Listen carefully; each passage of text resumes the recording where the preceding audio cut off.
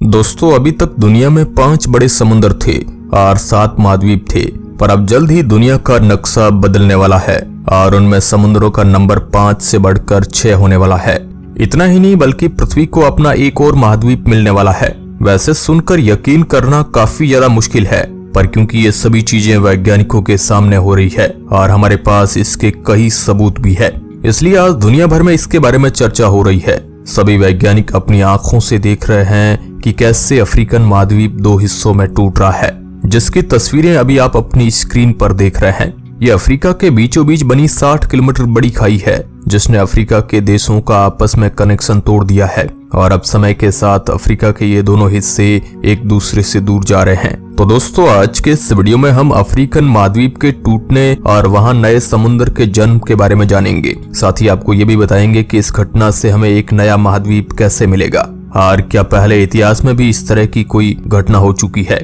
Hello दोस्तों, मैं हूं आपका दोस्त सुरेश सांचोरी और आप देख रहे हैं रहस्य टेलीविजन यूट्यूब चैनल। दोस्तों, इन सब की शुरुआत हुई साल 2005 में, जब वैज्ञानिकों ने पहली बार अपनी आंखों से 2 महाद्वीपों के अलग होने की घटना को देखा। क्योंकि 2005 में अचानक अफ्रीका महाद्वीप के देश इथोपिया में एक 60 किलोमीटर लंबी दरार बन गई।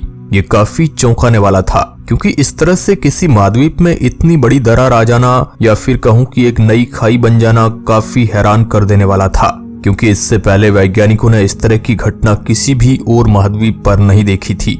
आप ही सोचिए, अगर भारत के बीचों बीच 60 किलोमीटर लंबी खाई कुछ ही दिनों में बन जाए तो ये कैसा लगेगा। अफ्रीकन रिफ्ट वैली की पूरी सतह ज्वालामुखीय चट्टानों से बनी है, लिहाजा यहाँ लिथोस्फीयर बहुत पतली है, जिसके 2 टुकड़ों में बंटने की बहुत गुंजाइश है। जब ऐसा होगा तो खाली हुए स्थान में मैग्मा के जमने से नया महासागर बनने की प्रक्रिया शुरू हो जाएगी। बिल्कुल ये काफी डराने वाला है, खासकर उन लोगों के लिए जो यहाँ के आसपास के इलाकों में रहते हैं। वैज्ञानिकों ने जब इथोपिया में बनी इस 60 किलोमीटर खाई पर अपने उपकरणों की मदद से रिसर्च की, तो रिसर्च में सामने आया कि यहाँ अफ्रीकन महाद्वीप के नीचे अरेबियन प्लेट हर साल अफ्रीका से 1 इंच की रफ्तार से दूर जा रही है और अफ्रीका के सोमालिया में भी इस तरह की खाई बनती जा रही है और वहां महाद्वीपों के एक दूसरे से दूर जाने की रफ्तार 0.02 इंच नापी गई है, पर जल्द ही यह रफ्तार बढ़कर 1 इंच तक पहुंचने वाली है। वैज्ञानिकों की माने तो सोमालिया में बनने वाली ये खाई भी भविष्य में इथोपिया में बनने वाली दरार से जुड़कर ही पूरे महाद्वीप को अलग करेगी। ये स्पीड सुनने में काफी कम लग सकती है और कुछ समय बीतने पर हमें इससे ज्यादा फर्क भी नहीं लगेगा, लेकिन अगर टाइम फ्रेम को 1000 साल या लाखों सालों तक ले जाया जाए तो ये छोटी छोटी दरार मिलकर पूरे के पूरे अफ्रीकन महाद्वीप को 2 हिस्सों में तोड़ देगी, जिसके बाद इन दोनों महाद्वीपों के बीच समुद्र का पानी भर जाएगा। वैज्ञानिक रिसर्च में ये सामने आया कि इस पूरी प्रक्रिया को होने में करीब 1 करोड़ साल लगेंगे, यानी आज से 1 करोड़ साल बाद पृथ्वी के पास एक नया समुद्र होगा। क्योंकि ये दोनों महाद्वीप अलग हो जाएंगे तो अब ये एक नहीं बल्कि 2 महाद्वीप होंगे, जिन्हें अलग अलग नाम दिया जाएगा, जिसके बाद पृथ्वी पर 7 से बढ़कर 8 महाद्वीप हो जाएंगे और समुद्रों की संख्या 5 से 6 हो जाएगी। यानी दुनिया का मानचित्र एक बार फिर बदलने वाला है। पर आखिर वैज्ञानिकों को इतना क्यों यकीन है कि अफ्रीका 2 हिस्सों में टूट जाएगा और आखिर इतने बड़े बड़े महाद्वीप कैसे टूट सकते हैं।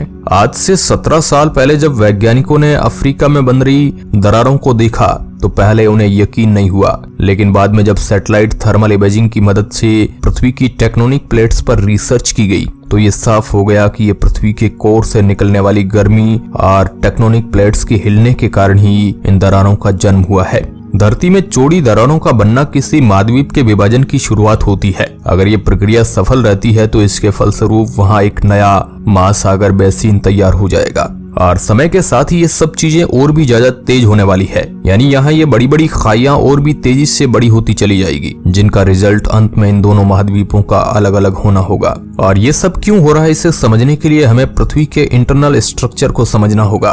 तो हमारी पृथ्वी मुख्यतः 3 लेयर से मिलकर बनी है। पहली क्रस्ट, दूसरी मेंटल और सबसे आखिरी और बीच में है कोर। पृथ्वी की हर लेयर की अपनी कुछ प्रॉपर्टीज होती है और जैसे जैसे पृथ्वी के कोर की ओर बढ़ते जाते हैं तापमान का भी तेजी से वृद्धि होती है और कोर तो पूरी तरह से लिक्विड धातुओं से भरा है, जहाँ का तापमान 5000 डिग्री सेल्सियस तक पहुंच जाता है। पृथ्वी के कोर की ये गर्मी लगातार ऊपर आती रहती है और ज्वालामुखी या फिर क्रस्ट लेयर में दरारों का निर्माण करती है और इनसे पृथ्वी के क्रस्ट में जो दरारें बनती है उन्हें वैज्ञानिक टेक्टोनिक प्लेट्स कहते हैं। इस तरह की करीब 8 मुख्य टेक्टोनिक प्लेट्स पृथ्वी के क्रस्ट में मौजूद है और पृथ्वी पर पहाड़ों का निर्माण, आने वाले भूकंप या फिर महाद्वीपों के अलग होने के पीछे का कारण इन्हीं प्लेट्स की मूवमेंट होती है।